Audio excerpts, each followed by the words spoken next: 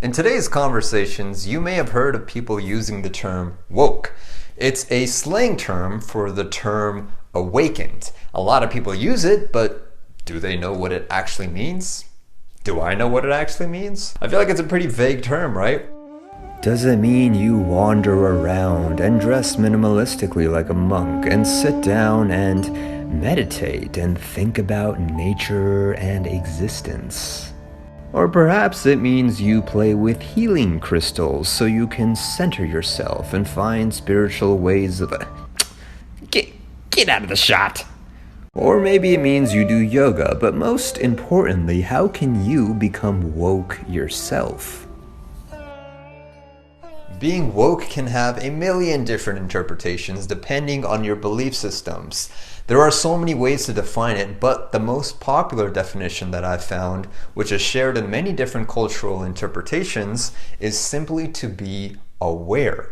And that's what I want to talk about. Awareness of who you are, what you are, where you are, and why you are here.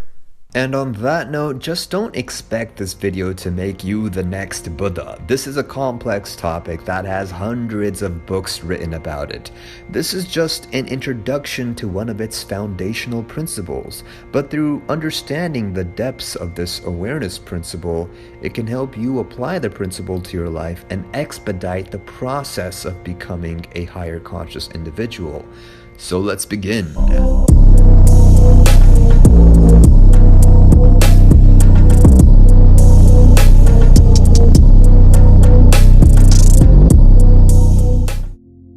The universe as we know is alive and conscious, and the human that you are is just a mere subjective experience.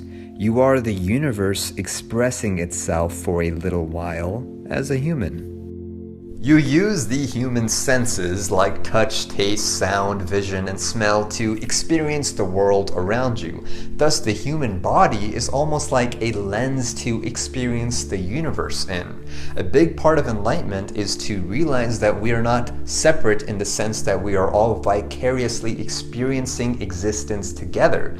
Obviously, we are separated from the different personas we developed in our different bodies, but take those away and we are left with consciousness. And if you think about it, consciousness doesn't have an identity if it's not bound to a body. It's simply a force of nature. One thing to note is that a lot of people have a common misconception about being woke and think that these higher conscious people are always supposed to be in this happy and calm mood.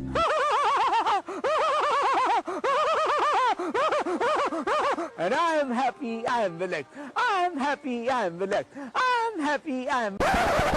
You have to understand that just because some of these woke masters and gurus and yogis have been stereotyped to be these overly positive minds, doesn't mean it's 100% correct.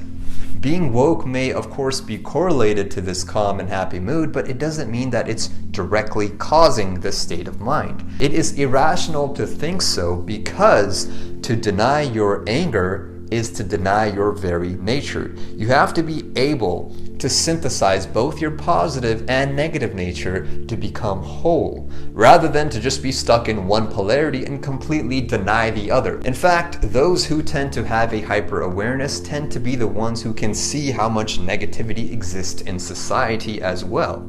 Take it from Osho, an enlightened master himself. People who are spiritually minded tend to suffer from anxiety and depression more. You know why? Because their eyes are open to a world that is in need of repair. They literally have an increased ability to feel the emotions of the living beings around them. A woke mind is able to transcend the prison of the physical senses and vicariously experience the surroundings as a synthesized mind of both positive and negative polarities. And it's not even about empathy, it's about actualizing how you are connected to everyone and everything while paradoxically being an individual in this system. So now we kind of get the sense of what it means to be woke, but what does it mean to be asleep then in the opposing sense? Asleep people see the world as completely separate from how they see themselves. They generally will have a hard time understanding why people do what they do, so that unawareness leads them down to a path of unguided hatred and unguided disconnection with the rest of existence. The interesting thing is that when we are born, we are actually already woke, believe it or not. But as we get older, we start to depict our reality through our physical senses because that is where we receive the most engagement and stimulation from the outer world. The physical senses were evolved to keep us grounded on this planet for survival. But at the same time, it's also created the illusion that materialism may be the only true reality. We are psychologically adapted to filter out all the information that's not needed for survival as we get older. People who can't experience the world beyond their physical existence are asleep. They are just doing what their bodies are programmed to do: eat, sleep, and reproduce without properly assessing why they do what they do. They can easily become slaves to their primitive senses. If you remember from my Enter the Animus video, this can lead to a lot of dangerous evolutionary mismatch problems. For example, people are attracted to sugary foods, as sugar was once very hard to find in the wild, so it was usually hoarded when found. But today, our bodies have not evolved quick enough to the ever-growing availability of sugar around us, hence all these health problems. Once you become consciously aware of why your body wants to do what it is programmed to do, then you can use your consciousness to hack the primitive programming and take full conscious control of yourself. So the awakened mind can experience all the non-physical domains of reality. Most asleep people are stuck in the illusion of the physical. But if you look into astrophysics, we find that matter and all these atoms don't really exist. Matter is just a frequency, and that frequency is what simultaneously divides and connects us all together. We are separate objectively, but we are each subjective experiences of the universe. Like I said earlier, we are the universe experiencing itself for a little while. But it's one thing to know and perceive this, and it's another thing to conceptualize and actualize it, to live it, to feel it, and transcend into this meditative high. And I think that's what it means to be awakened, taking the next evolutionary step in consciousness, which simultaneously helps us take the next step in cleansing the world from the evils perpetuated by ignorance. We will experience each other not as others, but as other selves, other versions of ourselves, and you will understand and naturally treat people better.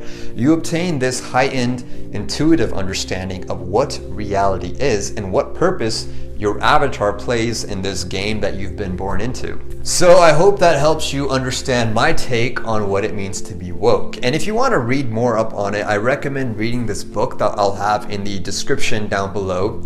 And if you thought that this video was informative, consider sharing this with your friends and family so we can help raise the collective consciousness. And hopefully I will see you guys next month. Namaste.